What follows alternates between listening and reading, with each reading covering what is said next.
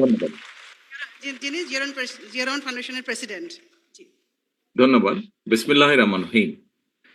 শহীদ রাষ্ট্রপতি জিয়া রহমানের 89তম জন্মবার্ষিকী উপলক্ষে আয়োজিত আজকের এই অনুষ্ঠানের সম্মানিত সভাপতি, মঞ্চে উপস্থিত বিএনপি স্থায়ী কমিটির সম্মানিত সদস্য জনাব নজরুল ইসলাম খান, উপস্থিত সম্মানিত আলোচকবৃন্দ, আমার সামনে উপস্থিত সকল উপস্থিতিবৃন্দ, সাংবাদিক ভাইরা, আসসালামু আলাইকুম।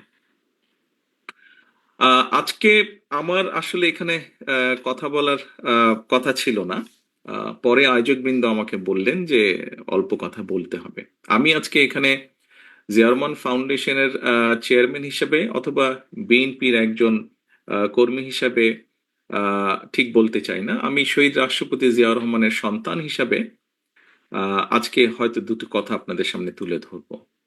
আমি প্রথমেই ধন্যবাদ জানাচ্ছি আজকের আলোচকবৃন্দ যারা মঞ্চে থেকে এতক্ষণ বিভিন্নভাবে আমার বাবা শহীদ রাষ্ট্রপতি জিয়া রহমানকে তুলে ধরেছেন আজকের উপস্থিতিবৃন্দের সামনে, একই সাথে দেশবাসীর সামনে।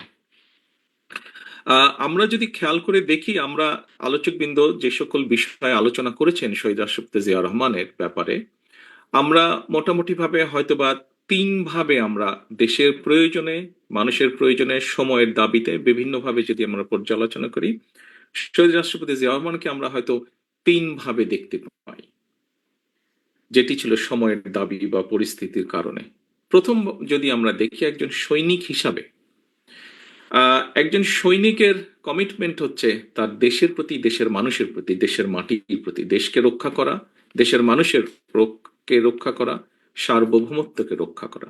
আমরা দেখেছি শহীদ রাষ্ট্রপতি জিয়া রহমান যখন সময় এসেছে দেশের স্বাধীনতা রক্ষা করা বা স্বাধীনতা ছিনিয়ে আনার, আমরা যখন দেখেছি সময় এসেছে দেশের মাটিকে রক্ষা করা শত্রুর কবল থেকে, আমরা যখন দেখেছি যে সময় এসেছে দেশের মানুষকে রক্ষা করা, দেশের মাটি সার্বভৌমত্বকে রক্ষা করা, সেই সময় শহীদ রাষ্ট্রপতি জিয়া রহমান স্বাধীনতার ডাক দিয়েছেন।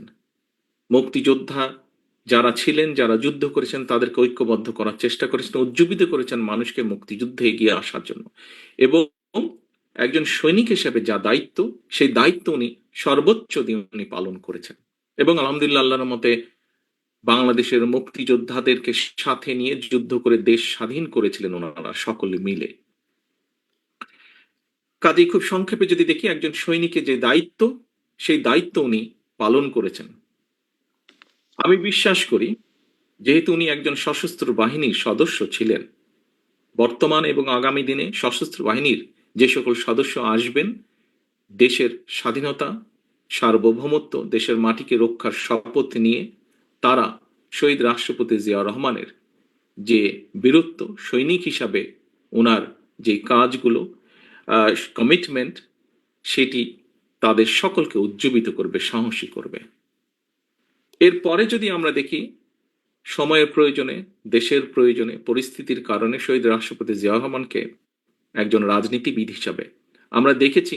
একজন রাজনীতিবিদের যেই কাজ, উনি একজন সৈনিক হয়েও তারপরে যখন উনি রাজনীতিবিদ হিসাবে আবর্তিত হলেন বা রাজনীতিবিদ হিসাবে উনি যখন কাজ শুরু করলেন, সেই সময় আমরা দেখেছি যে উনি ঢাকা শহরের ভিতরে বসে থাকেননি।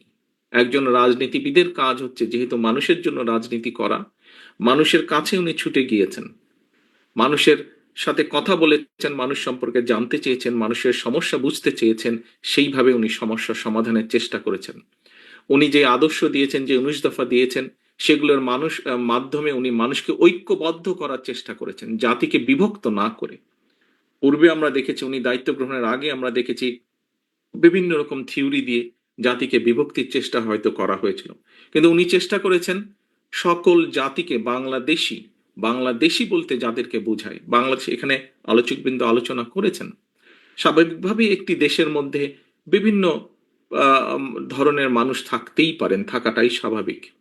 উনি চেষ্টা করেছেন সকলকে এক জায়গায় নিয়ে আসার জন্য, এবং সবচেয়ে সেটি ধর্ম, বর্ণ, সকল কিছুর উপরে গিয়ে উনি একটি পরিচয় দিয়েছিলেন, আমরা বাংলাদেশি, যেই পরিচয়ে আমরা আজকে সমগ্র বিশ্বে পরিচিত।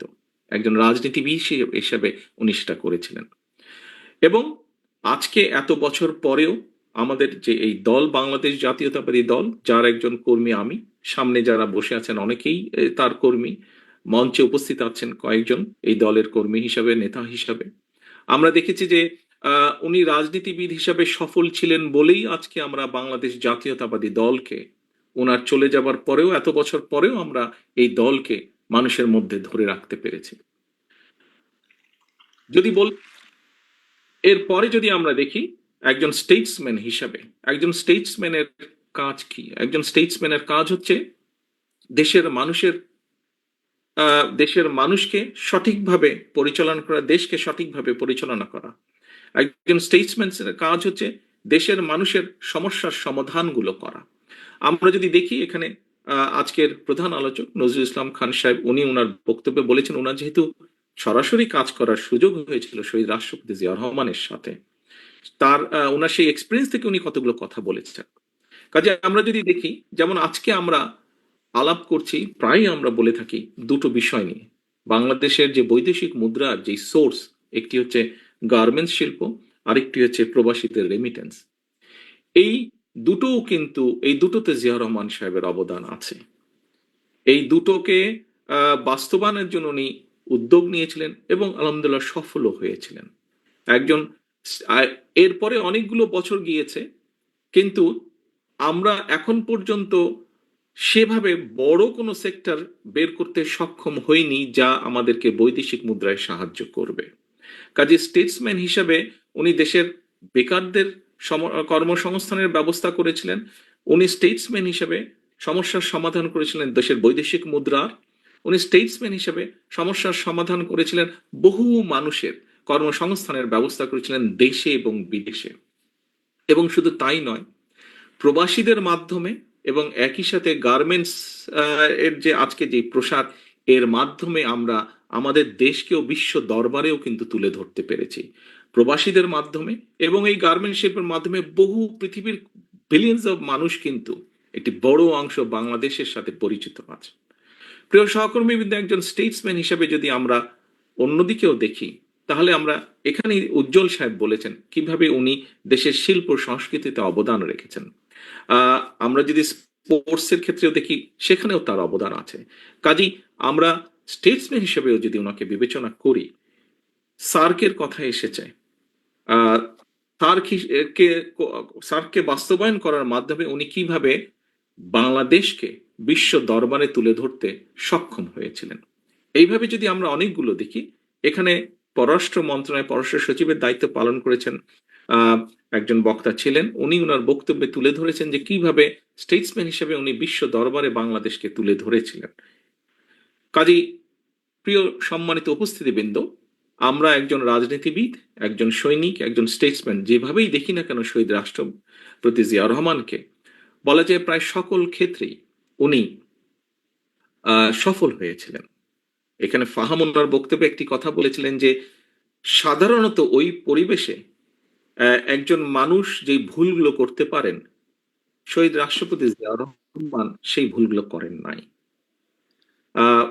আমরা ওনার সৈনিক হিসাবে, ওনার সৈনিক জীবন থেকে, ওনার রাজনীতিবিদ জীবন থেকে, ওনার স্টেটসম্যানের জীবন থেকে আগামী দিনের ভবিষ্যৎ নেতৃবৃন্দ যারা আসবে বাংলাদেশে, ভবিষ্যৎ সৈনিক যারা আসবেন বাংলাদেশে, ভবিষ্যৎ রাজনীতিবিদ যারা দেশকে পরিচালনা করবেন, আমি দৃঢ়ভাবে বিশ্বাস করি প্রত্যেকের জন্য অনেকগুলো অনুকরণীয় হোক অথবা অনেকগুলো এক্সাম্পল হোক, অনেকগুলো বিষয় উদাহরণস্বরূপ হোক, ওনার কাছ থেকে আমরা নিতে পারবো, যা এই দেশকে, এই দেশের মানুষকে একটি উজ্জ্বল ভবিষ্যতের দিকে নিয়ে যেতে সক্ষম হবে বলে ওনার সন্তান হিসেবে আমি দৃঢ়ভাবে বিশ্বাস করি।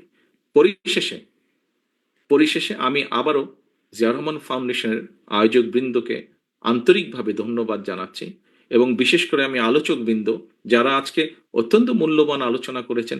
অনেকদিন পর অনেক সুন্দরভাবে আমরা জিয়া রহমানকে তুলে ধরতে পেরেছি জাতির সামনে, দেশের মানুষের সামনে। সেই আলোচক বৃন্দ যারা এই কাজটি করেছেন তাদের সকলকে আন্তরিকভাবে ধন্যবাদ জানিয়ে আমি আমার বক্তব্য শেষ করছি। আল্লাহ হাফেজ।